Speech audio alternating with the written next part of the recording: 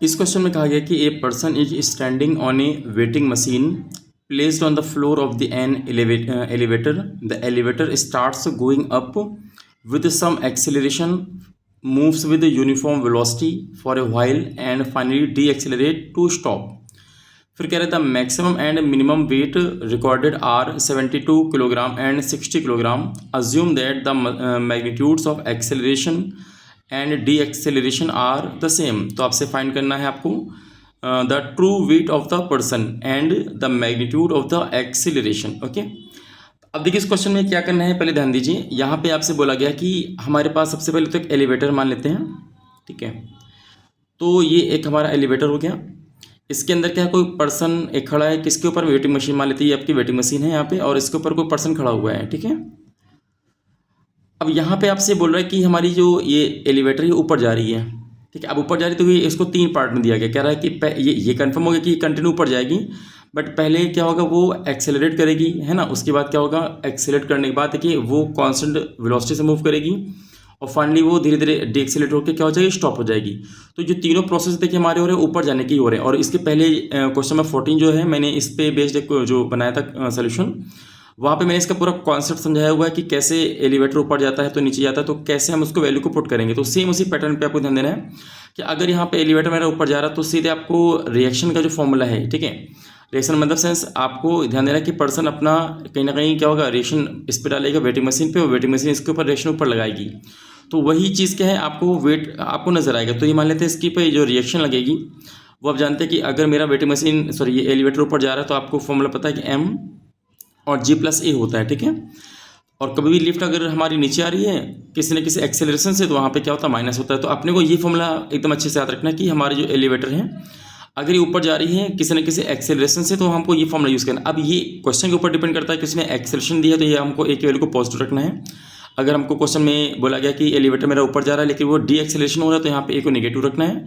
और अगर हमको ये दिया गया कि हमारी जो एलिवेटर वो कांस्टेंट स्पीड से ऊपर जा रही है तो उसको में 0 रखना है. अब देखिए क्वेश्चन में यहाँ पे क्या बोल रहे हैं, इसमें बोला गया कि the maximum and minimum weight recorded are 72 kilogram and 60 kilogram. तो आपको इतना क्लियर हो गया कि देखिए पहले हमारी जो एलिवेटर थी वो देखिए क्या हो रही थी, एक्सेलरेट हो रही थी. तो कंफर्म है कि हमको एक को पॉजिटिव रखना होगा, तो हमारा जो आर होगा वो मैक्सिमम आएगा. तो ये जो 72 आपको दिया गया है, तो समझ जाइए यहाँ पे ये 72 कैसे आया होगा कि हमने यहाँ पे ये एक्सेलरेशन यहाँ पे कराया होगा. उसके बाद करें कि मिनिमम का मतलब क्या है, देखिए जब हमारा मिनिमम कब आया होगा कि जब हमारा लिफ्ट क्या होगा डी एक्सेलरेट, है ना. यानी कि ये देखिए ऐसे में हमने क्या किया होगा कि ए को कहीं ना कहीं माइनस का रखा होगा. तो आपको वही काम करना है कि जब आपको मैक्सिमम बोल रहा है नहीं 72 kg, तो यहाँ पे देखिए आर क्या देखिए आर एक रिएक्शन फोर्स है. तो उसको फोर्स बदलने के लिए आपको पहले तो क्या करना है, मैक्सिमम उसने कितना वेट अपना फील किया तो 72 kg. तो आप एक को यहाँ पे क्या करेंगे, R2 लिखेंगे, आर की वैल्यू क्या लिखेंगे, 72, और यहाँ पे जी का मल्टीप्लाई कर देंगे, ठीक है. क्योंकि ये देखिए 72 kg में दिया हुआ है और आपको पता है कि ये जो उसको फील हो रहा है वो आर है रिएक्शन. तो यहाँ पे जी का मल्टीप्लाई करेंगे तो ये कहीं ना कहीं फोर्स बन जाएगा. आगे देखेंगे यहाँ पे इसका आप अंदर मल्टीप्लाई कर दीजिए, तो यहाँ पे देखिए एम जी हो जाएगा, और प्लस यहाँ पे देखिए एम ए आ जाएगा. इसको इक्वेशन नंबर आप 1 बना लीजिए, ठीक है. तो देखिए मैक्सिमम इसको इतना फील हुआ पक्का है कि यहाँ पे एक्सेलरेट हुआ होगा, यानी कि ए को प्लस का रखना. तो देखिए यहाँ पे प्लस आया हुआ है. जबकि देखिए दूसरा बोल रहा है कि इसको जो मिनिमम अपना वेट क्या फील हुआ है, देखिए 60 किलोग्राम. मतलब इसको मिनिमम देखिए कब फील होगा, जब हमारा कहीं ना कहीं एलिवेटर डी एक्सेलरेट करेगा, यानी कि ए हमको नेगेटिव रखना पड़ेगा. तो ऐसे में आप ये मान लीजिए कि 60 किलोग्राम को वेट में हम कैसे कन्वर्ट करेंगे. तो यहाँ पे 60 जी कर दीजिए आप, 60 जी इजिकल टू में देखिए यहाँ पे बस ए को अगर माइनस का करेंगे तो अंदर मल्टीप्लाई करने से देखिए क्या होगा, एम जी, और माइनस का देखिए एम ए आ जाएगा. ये क्वेश्चन नंबर 2 आ जाएगा. बस यही इंपॉर्टेंट है आपको समझने के लिए कि अगर मैक्सिमम फील कर रहा है मतलब उसका एक्सेलरेशन हो रहा है तो यहाँ पे प्लस का लेना है. अगर उसको मिनिमम फील हो रहा है तो यानी कि एक ऐसा है वो आपका डी एक्सेलरेशन है, इसको माइनस का लेना है.